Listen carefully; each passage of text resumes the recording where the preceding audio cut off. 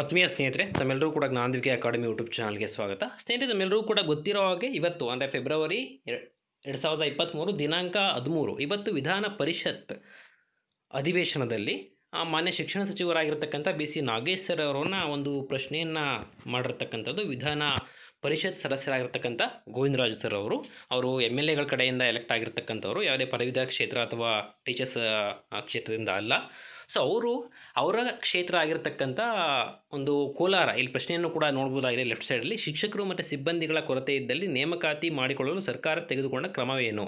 ಎಷ್ಟು ವರ್ಷಗಳಿಂದ ಸದರಿ ಹುದ್ದೆಗಳು ಖಾಲಿ ಇವೆ ಅಂತಕ್ಕಂಥ ಒಂದು ಪ್ರಶ್ನೆಯನ್ನು ಕೇಳಿದರು. ಅದಕ್ಕೆ ಉತ್ತರವಾಗಿ ಲಿಖಿತ ಉತ್ತರವನ್ನು ನೀಡಿದ್ದಾರೆ ಮಾನ್ಯ ಶಿಕ್ಷಣ ಸಚಿವರು. ಏನು ಕೊಟ್ಟಿದ್ದಾರೆ? ಇದನ್ನು ನಮ್ಮ ಟೆಲಿಗ್ರಾಮ್ ಚಾನಲ್ ಈಗ ಆಲ್ರೆಡಿ ಶೇರ್ ಮಾಡ್ಕೊಂಡಿದ್ವಿ. ಇದನ್ನು ಹೇಳ್ತಕ್ಕಂಥ ಅವಶ್ಯಕತೆ ಇಲ್ಲ, ಬಟ್ ಏನು ಕೇಳ್ತಾ ಇದ್ದೀನಿ ಅನ್ನೋದನ್ನು ಕೂಡ ಮುಂದೆ ಹೇಳ್ತೇನೆ.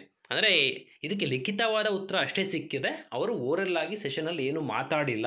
ಆ ವಿಡಿಯೋ ಅವೈಲೇಬಲ್ ಇರಲ್ಲ, ಈಗ ಸಿಕ್ಕಿದೆ ಆ ಒಂದು ವಿಡಿಯೋ. ಅದನ್ನು ಕೂಡ ಈ ಒಂದು ವಿಡಿಯೋದ ಮುಂದುವರೆದ ಭಾಗದಲ್ಲಿ ಆ ವಿಡಿಯೋವನ್ನು ಕೂಡ ನೋಡ್ತೀರಿ ನೀವು, ಏನು ಆನ್ಸರ್ ಮಾಡಿದ್ದಾರೆ ಶಿಕ್ಷಣ ಸಚಿವರು ಅಂತ. ಅದಕ್ಕೆ ಮುಂಚೆ ಇದನ್ನು ಕೂಡ ಹೇಳ್ಬಿಡ್ತೀನಿ ಒಂದು 2 ಮಿನಿಟ್ಸ್ ಒಳಗಡೆ. ಸೊ ಕೋಲಾರ ವಿಧಾನಸಭಾ ಕ್ಷೇತ್ರವು ಒಳಗೊಂಡಂತೆ ರಾಜ್ಯದ ಸರ್ಕಾರಿ ಪ್ರಾಥಮಿಕ ಶಾಲೆಗಳಲ್ಲಿ ಖಾಲಿ ಇರುವಂತಹ 15,000 ಪ್ರಾಥಮಿಕ ಶಾಲಾ ಶಿಕ್ಷಕ ನೇಮಕಾತಿ ಪ್ರಕ್ರಿಯೆ ಚಾಲ್ತಿಯಲ್ಲಿದೆ ಅಂತಕ್ಕಂಥದ್ದನ್ನು ಬಿಟ್ಟು ಅವ್ರು ಏನೂ ಹೇಳಿಲ್ಲ. ಅಟ್ಲೀಸ್ಟ್ ಇಲ್ಲಿ ರಿಟರ್ನಲ್ಲಿ ಚಾಲ್ತಿಯಲ್ಲಿದೆ ಅಂತನಾದರೂ ಹೇಳಿದ್ದಾರೆ, ಓರಲ್ ಆಗಿ ಅದನ್ನು ಕೂಡ ಅವ್ರು ಹೇಳಿಲ್ಲ Gpstrಗೆ ಸಂಬಂಧಪಟ್ಟಂತೆ. ಇನ್ನು ಹೈಸ್ಕೂಲ್ HSTR ರಿಲೇಟೆಡ್ ಆಗೂ ಕೂಡ ಕೆಲವೊಂದನ್ನು ಹೇಳಿರ್ತಕ್ಕಂಥದ್ದು ಇಲ್ಲಿ ನಮ್ಮ ಟೆಲಿಗ್ರಾಮ್ ಚಾನಲ್ಲಿ ಶೇರ್ ಮಾಡ್ಕೊಂಡಿದ್ವಿ. ಇಲ್ಲೂ ಕೂಡ ಐತೆ, ನಿಮಗೆ ನೋಡ್ಬೋದು. ಇನ್ ಕೇಸ್ ನಮ್ಮ ಟೆಲಿಗ್ರಾಮ್ ಚಾನಲ್ಲಿ ನೀವು ಇಲ್ಲ ಅಂದರೆ ಜಾಯ್ನ್ ಆಗಿಲ್ಲ ಅಂದರೆ ದಯವಿಟ್ಟು ನಮ್ಮ ಟೆಲಿಗ್ರಾಮ್ ಚಾನಲ್ಗೆ ಜಾಯ್ನ್ ಆಗಿ. ಅದರ ಲಿಂಕನ್ನು ಈ ಒಂದು ವಿಡಿಯೋದ ಡಿಸ್ಕ್ರಿಪ್ಷನ್ ಬಾಕ್ಸಲ್ಲಿ ಕೊಟ್ಟಿರ್ತೇವೆ. ಹಾಗೆ ನಮ್ಮ ಯೂಟ್ಯೂಬ್ ಚಾನಲ್ ಕೂಡ ಸಬ್ಸ್ಕ್ರೈಬ್ ಮಾಡ್ಕೊಳ್ಳಿ ದಯವಿಟ್ಟು. ಸೊ ಯಾವುದೇ ಅಪ್ಡೇಟ್ ಇದ್ದರೂ ಕೂಡ ನಮ್ಮ ಟೆಲಿಗ್ರಾಮ್ ಚಾನಲ್ ಮತ್ತು ಯೂಟ್ಯೂಬ್ ಚಾನಲ್ಲಿ ಕೊಡ್ತಾ ಇರ್ತೇವೆ. ಸೊ ಹಲವಾರು ಅಭ್ಯರ್ಥಿಗಳು ಸರ್ ಇದ್ರ ಬಗ್ಗೆ ಒಂದು ಏನಾದರೂ ಮಾಹಿತಿಯನ್ನು ಕೊಡಿ, ವಿಡಿಯೋದಲ್ಲಿ ಮಾಹಿತಿಯನ್ನು ಕೊಡಿ, ಎಕ್ಸ್ಪ್ಲೇನ್ ಮಾಡಿ ಅಂತ ಹಲವಾರು ಮೆಸೇಜ್ಗಳು ಬರ್ತಾ ಇದೆ ನಮ್ಮ ವಾಟ್ಸಪ್ಗಳಲ್ಲಿ. ಬಟ್ ನಾವೇನು ವಿಡಿಯೋವನ್ನು ಕೊಡ್ತಾ ಇಲ್ಲ ಈಗ ಆಲ್ರೆಡಿ ಒಂದು 10 ಡೇಸಿಂದ. ಕಾರಣ ಇಷ್ಟೇ, ಸುಮ್ಮನೆ ಅಲ್ಲಿ ಡಿಪಾರ್ಟ್ಮೆಂಟಿಂದ ಯಾವುದೇ ಡಿಸಿಷನ್ ತಗೊಂಡಿಲ್ಲ, ಕ್ಲಾರಿಟಿ ಇಲ್ಲ ಅಂದಾಗ ಸುಮ್ಮನೆ ಊಹಾಪೋಹಗಳ ಆಧಾರಿತವಾಗಿ ನಾವು ವಿಡಿಯೋವನ್ನು ಕೊಡ್ತಾ ಬಂದರೆ ಅದು ಮಿಸ್ಗೈಡ್ ಮಾಡಿದಾಗ ಆಗುತ್ತೆ ಅಭ್ಯರ್ಥಿಗಳನ್ನು. ಆ ಕಾರಣದಿಂದಾಗಿ ಪಕ್ಕಾ ಮಾಹಿತಿ ಇಲ್ಲದೆ ಯಾವುದನ್ನು ಕೂಡ ನಾವು ಇದುವರೆಗೆ ಕೊಟ್ಟಿಲ್ಲ. ಸೊ ಕೊಡೋದು ಬೇಡ ಅನ್ನೋ ಒಂದು ಕಾರಣದಿಂದ ಯಾವುದೇ ಅಪ್ಡೇಟನ್ನು ಕೊಡ್ತಾ ಇಲ್ಲ. ಮೇಯ್ನ್ಲಿ ಅಲ್ಲಿ ಮಿಸ್ಗೈಡ್ ಆಗ್ತಾರೆ. ಸೊ ಈಗ ಯಾವುದೋ ಒಂದು ಈಗ NHK ರಿಲೇಟೆಡ್ ಆಗಿರ್ಬೋದು, ಅದರೂ ಕೂಡ ತುಂಬ ಗ್ರೂಪಲ್ಲಿ ಡಿಸ್ಕಷನ್ ನಡೀತಾ ಇದೆ. ನಮಗೂ ಕೂಡ ಹಲವಾರು ಪ್ರಶ್ನೆಗಳು ಬರ್ತಾ ಇದೆ, ವಾಟ್ಸಪ್ ಮೆಸೇಜ್ ಮಾಡಿ ಕೇಳ್ತಾ ಇದ್ದಾರೆ ಇದ್ರ ಬಗ್ಗೆ ವಿಡಿಯೋ ಮಾಡಿ ಅಂತ. ಬಟ್ ಅದು ಕ್ಲಾರಿಟಿ ಇಲ್ದಲೆ ಮಾಡೋದಕ್ಕೆ ಹೋಗಬಾರ್ದು.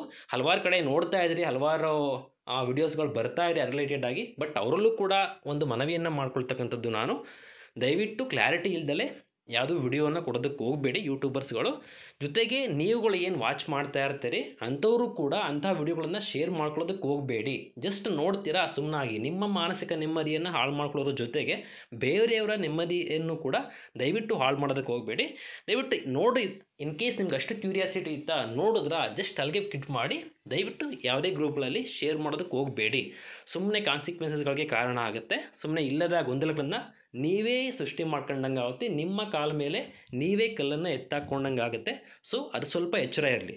ಯಾಕೆ ಹೇಳ್ತಾ ಇದ್ದೀನಿ ಇದನ್ನು ಅಂತಕ್ಕಂಥದ್ದು ನಿಮಗೆ ಸೂಕ್ಷ್ಮವಾಗಿ ಅರ್ಥೈಸ್ಕೊಂಡಿದ್ದೀರಿ ಅಂತ ಭಾವಿಸ್ತಾ ಸೊ ನಾನು ಮುಂದಕ್ಕೆ ಹೋಗ್ತಾ ಇದ್ದೇನೆ. ಈ ಒಂದು ವಿಡಿಯೋದಲ್ಲಿ ಏನು ಹೇಳಿದ್ದಾರೆ, ಸೆಷನ್ನಲ್ಲಿ ಏನು ಹೇಳಿದ್ದಾರೆ ಮಾನ್ಯ ಶಿಕ್ಷಣ ಸಚಿವರು ಅಂತಕ್ಕಂಥದ್ದನ್ನ ಸೊ ಈಗಲೇ ಹೇಳ್ತಾ ಇದ್ದೀನಿ. ಅವರು Gpstr ಆಗಲಿ HSTR ಆಗಲಿ ರಿಲೇಟೆಡಾಗಿ ಏನೂ ಮಾತಾಡಿಲ್ಲ. ಅದ್ರ ರಿಲೇಟೆಡಾಗಿಯೇ ಏನಾದರೂ ಮಾತಾಡಿದಾರಾ ಈ ವಿಡಿಯೋದಲ್ಲಿ ಇದೆಯಾ ಅಂತ ಏನಾದರೂ ಈ ವಿಡಿಯೋ ನೋಡ್ತಾ ಇದ್ದಾರೆ ಅಂದರೆ ಈಗಲೇ ಹೇಳ್ತಾ ಇದ್ದೀನಿ, ದಯವಿಟ್ಟು ಸ್ಕಿಪ್ ಮಾಡಿ ವಿಡಿಯೋನ. ಅದ್ರ ಬಗ್ಗೆ ಅವ್ರು ಏನೂ ಮಾತನಾಡಿಲ್ಲ. ಸೊ ಜಸ್ಟ್ ಒಂದು ಕ್ಯೂರಿಯಾಸಿಟಿ ಇರ್ಬೋದು ನಿಮಗೆ, ಅವ್ರು ಕೇಳ್ತಕ್ಕಂಥ ಪ್ರಶ್ನೆಗೆ ಏನು ಆನ್ಸರ್ ಮಾಡಿದ್ದಾರೆ ಅಂತಕ್ಕಂಥದ್ದು. ಆ ವಿಡಿಯೋ ಎಲ್ಲೂ ಅವೈಲೇಬಲ್ ಇಲ್ವಲ್ಲ, ಆ ಕಾರಣದಿಂದಾಗಿ ಇಲ್ಲಿ ಕೊಡ್ತಕ್ಕಂಥ ಪ್ರಯತ್ನವನ್ನು ಮಾಡ್ತಾ ಇದ್ದೀನಿ. ಬಿಟ್ಟರೆ ರಿಕ್ರೂಟ್ಮೆಂಟ್ ರಿಲೇಟೆಡಾಗಿ ಅವರೇನು ಇಲ್ಲಿ ಮಾತನಾಡಿಲ್ಲ. ಸೊ ಯು ಕ್ಯಾನ್ ಸ್ಕಿಪ್, ಅದಕ್ಕಾಗಿ ನೋಡ್ತಾ ಇದ್ದೀರಾ ಅಂದರೆ. ಸೊ ಈಗ ನೋಡ್ಬೋದಾಗಿದೆ ಅವ್ರು ಏನು ಮಾತನಾಡಿದ್ದಾರೆ ಅಂತ. ಎಸ್, ನೋಡ್ತಾ ಹೋಗಿ.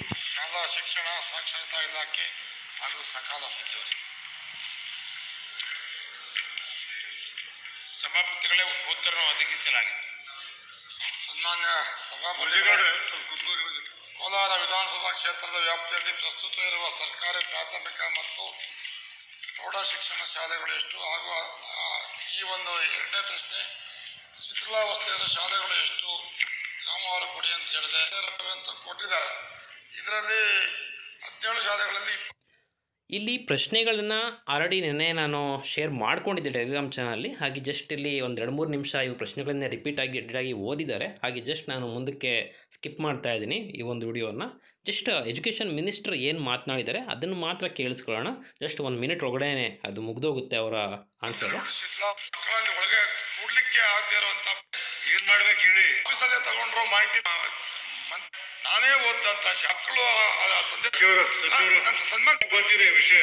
ಉತ್ತರ 6 ವರ್ಷಗಳು ಹೊಸ ಕೊಠಡಿಗಳನ್ನ ಕೊಡದೇ ಕಾರಣದಿಂದ ರಾಜ್ಯದ ಅನೇಕ ಶಾಲೆಗಳ ಕೊಠಡಿ ಸ್ಥಿತಿ ಚೆನ್ನಾಗಿದೆ ಅಂತ ಹೇಳ್ಕೊಳ್ಳುವಂಥ ಸ್ಥಿತಿಯಲ್ಲಿ ಇಲ್ಲ.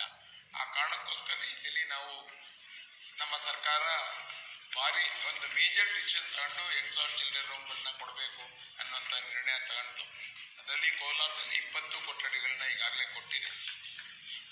ತದನಂತರ ಅವ್ರು ಹೇಳಿದಂಥ ಒಂದು ಮಾಹಿತಿ ನಾನು ಇನ್ನೊಂದ್ಸಲಿ ನಮ್ಮ ಆಫೀಸರ್ಸ್ ಕೇಳಿ ಎಷ್ಟು ಅವರು ಹೇಳೋ ಪ್ರಕಾರ 200 ಹೇಳಿದ್ದಾರೆ, ನಮ್ಮ ಉತ್ತರದಲ್ಲಿ 20 ಇದೆ.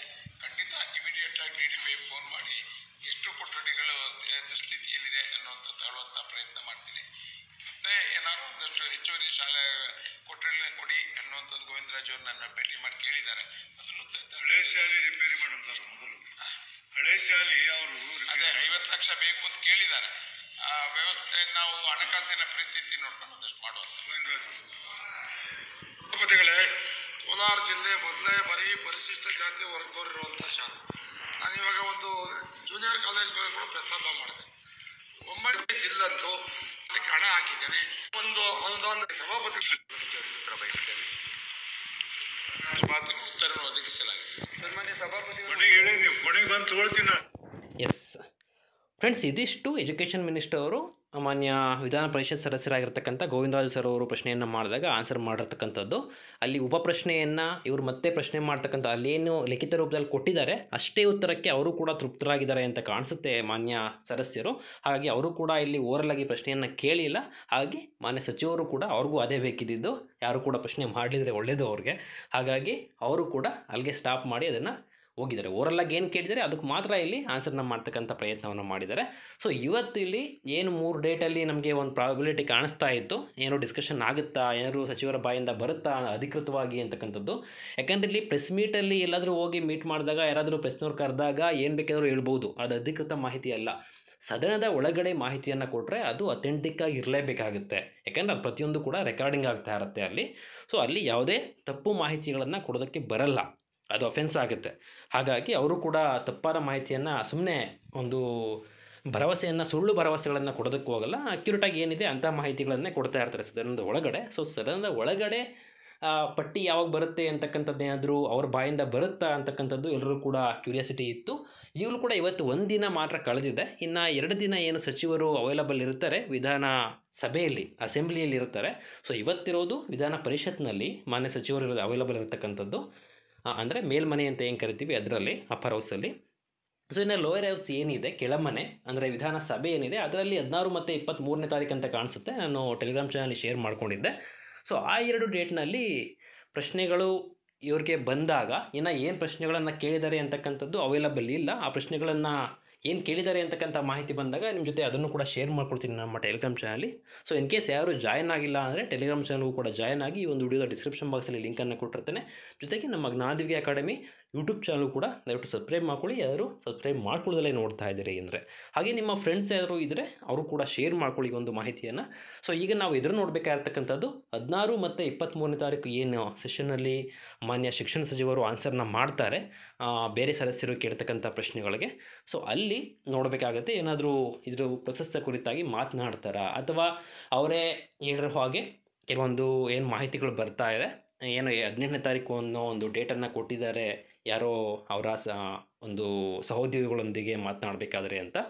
ಸೊ ಅಷ್ಟರಲ್ಲಿ ಏನಾದರೂ ಬರುತ್ತಾ ಇನ್ಫಾರ್ಮೇಷನ್ನು, ಅಥವಾ ಬರದೇ ಇದ್ದರೆ 16 ಅಥವಾ 23ನೇ ತಾರೀಕು ಏನಾದರೂ ಅದ್ರ ಬಗ್ಗೆ ಮಾತನಾಡ್ತಾರಾ ಅಂತಕ್ಕಂಥದ್ದನ್ನ ಕಾದು ನೋಡಬೇಕಾಗಿದೆ. ಸೊ ಇದಿಷ್ಟು ಮಾಹಿತಿ ನಿಮಗೆ ಕೊಡಬೇಕಾಗಿತ್ತು. ಈಗ ಆಲ್ರೆಡಿ ಹಲವಾರು 10 to 15 ಡೇಸಿಂದ ನಾವೇನು ಮಾಹಿತಿಗಳನ್ನ ಕೊಡ್ತಾ ಇಲ್ಲ ಯೂಟ್ಯೂಬಲ್ಲಿ, ಬಟ್ ಟೆಲಿಗ್ರಾಮಲ್ಲಂತೂ ಪ್ರತಿದಿನ ನಿಮಗೆ ಅಪ್ಡೇಟ್ಗಳನ್ನ ಕೊಡ್ತಾ ಇದ್ದೀವಿ. ಸೊ ಯಾರು ಟೆಲಿಗ್ರಾಮಿಗೆ ಜಾಯ್ನ್ ಆಗಿಲ್ಲ ಅಂದರೆ ದಯವಿಟ್ಟು ಟೆಲಿಗ್ರಾಮಿಗೆ ಜಾಯ್ನ್ ಆಗಿ. ಪ್ರತಿಯೊಂದು ಕೂಡ ವಿಡಿಯೋನ ಕೊಡೋದಕ್ಕಾಗಲ್ಲ, ಕೊಡಲೂಬಾರ್ದು, ಅದು ನಿಮ್ಮ ಮಾನಸಿಕ ನೆಮ್ಮದಿಯನ್ನು ಹಾಳು ಮಾಡುತ್ತೆ. ನಮ್ಮ ನೆಮ್ಮದಿಯನ್ನು ಹಾಳು ಮಾಡ್ಕೊಳ್ಳೋ ಜೊತೆಗೆ ನಿಮ್ಮ ನೆಮ್ಮದಿಯನ್ನು ಹಾಳು ಮಾಡಿದಾಗುತ್ತೆ. ನೀವು ಬೇರೆ ಜೊತೆಗೆ ಶೇರ್ ಮಾಡಿಕೊಂಡ್ರೆ ಅವ್ರ ನೆಮ್ಮದಿಯನ್ನು ಕೂಡ ಹಾಳು ಮಾಡ್ದಂಗೆ ಆಗುತ್ತೆ. ಸೊ ದಯವಿಟ್ಟು ಅಂಥ ಯಾವುದೇ ವಿಡಿಯೋಗಳನ್ನು ನೀವು ನೋಡಿ ನಿಮ್ಮ ನೆಮ್ಮದಿಯನ್ನು ಹಾಳು ಮಾಡ್ಕೊಳ್ಳೋ ಜೊತೆಗೆ ಬೇರೆಯವರ ನೆಮ್ಮದಿಯನ್ನು ಹಾಳು ಮಾಡ್ಕೊಳ್ಳೋದಕ್ಕೆ ಹೋಗಬೇಡಿ, ಶೇರ್ ಮಾಡಿ. ಸೊ ಜಸ್ಟ್ ಸ್ವಲ್ಪ ಅವಾಯ್ಡ್ ಮಾಡಿ. ಏನು ಅಥೆಂಟಿಕ್ ಇನ್ಫಾರ್ಮೇಷನ್ಸ್ಗಳು ಬರ್ತಾ ಇರುತ್ತೆ ಅದನ್ನು ಮಾತ್ರ ನಂಬತಕ್ಕಂಥ ಒಂದು ಪ್ರಯತ್ನವನ್ನು ಮಾಡಿ. ಅದನ್ನು ಬಿಟ್ಟು ಸುಮ್ಮನೆ ಊಹಾಪೋಹಗಳ ಆಧಾರಿತವಾಗಿ ಬರ್ತಕ್ಕಂಥ ವಿಡಿಯೋಗಳ ಬಗ್ಗೆ ನೋಡಿ ನೀವು ಕೂಡ ಮಾನಸಿಕವಾಗಿ ಕುಗ್ಗಬೇಡಿ ಅಂತ ಹೇಳ್ತಾ, ಸರಿ, ಮತ್ತು ಯಾವುದೇ ಅಥೆಂಟಿಕ್ ಇನ್ಫಾರ್ಮೇಷನ್ ಬಂದರೂ ಕೂಡ ನಮ್ಮ ಟೆಲಿಗ್ರಾಮ್ ಚಾನಲಲ್ಲಿ ಅಪ್ಡೇಟನ್ನು ಕೊಡ್ತಾ ಇರ್ತೀವಿ. ಸೊ ಏನಾದರೂ ಎಕ್ಸ್ಪ್ಲನೇಷನ್ ಮಾಡ್ತಕ್ಕಂಥದ್ದು ಜಾಸ್ತಿ ಇದೆ ಅಂದಾಗ ಮಾತ್ರ ನಾವು ವಿಡಿಯೋವನ್ನು ಮಾಡ್ತಕ್ಕಂಥ ಪ್ರಯತ್ನ ಮಾಡ್ತೀವಿ. ನೋಡಿ, ಇದಿಷ್ಟನ್ನು ಕೂಡ ಒಂದು ಅಲ್ಲಿ ಟೆಕ್ಸ್ಟಲ್ಲಿ ಹೇಳಬೇಕು ಅಂತಿದ್ರೆ ಅದನ್ನು ಸುಮ್ಮನೆ ಟೈಪ್ ಮಾಡ್ತಕ್ಕಂಥ ತುಂಬ ಸಮಯವನ್ನು ಹಿಡಿತಾ ಇತ್ತು. ಹಾಗೆ ಇಲ್ಲಿ ವಿಡಿಯೋದಲ್ಲಿ ಕೊಡ್ತಕ್ಕಂಥ ಪ್ರಯತ್ನವನ್ನು ಮಾಡಿದೆ. ಜೊತೆಗೆ ಒಂದು ವಿಡಿಯೋ ಕ್ಲಿಪ್ ಕೂಡ ಇತ್ತಲ್ಲ ಮನೆ ಸಚಿವರು ಮಾತನಾಡಿರ್ತಕ್ಕಂಥದ್ದು. ಸೊ ರಿಕ್ರೂಟ್ಮೆಂಟ್ ರಿಲೇಟೆಡಾಗಿ ಮಾತನಾಡಿಲ್ಲ, ಆದರೂ ಕೂಡ ನಿಮಗೇನಾದ್ರು ಕ್ಯೂರಿಯಾಸಿಟಿ ಇದ್ದರೆ ಅದನ್ನು ನೋಡಲಿ ಅನ್ನೋ ಒಂದು ಕಾರಣದಿಂದಾಗಿ ಈ ಒಂದು ವಿಡಿಯೋದಲ್ಲಿ ಮತ್ತೊಂದಷ್ಟು ಮಾಹಿತಿಯನ್ನು ಸೇರಿಸ್ಕೊಂಡು ಹೇಳ್ತಕ್ಕಂಥ ಪ್ರಯತ್ನವನ್ನು ಮಾಡಿದೆ. ಸೊ ಸ್ನೇಹಿತರೆ, ಮುಂದಿನ ವಿಡಿಯೋದಲ್ಲಿ ಮತ್ತೊಂದು ಯಾರು ಲೆಂತಿ ಇರ್ತಕ್ಕಂಥ ಇನ್ಫಾರ್ಮೇಷನ್ ಇದ್ದರೆ ಮಾತ್ರ ವಿಡಿಯೋ ಕೊಡ್ತೀವಿ. ಅದರ್ವೈಸ್ ನಮ್ಮ ಟೆಲಿಗ್ರಾಮಲ್ಲಿ ಅಪ್ಡೇಟನ್ನು ಕೊಡ್ತಾ ಇರ್ತೀವಿ. ಸೊ ನಮ್ಮ ಟೆಲಿಗ್ರಾಮಲ್ಲಿ ಟಚ್ಚಲ್ಲಿ ಇರಿ ಅಂತ ಹೇಳ್ತಾ, ಮುಂದಿನ ವಿಡಿಯೋದಲ್ಲಿ ಭೇಟಿಯಾಗೋಣ. ಧನ್ಯವಾದಗಳು.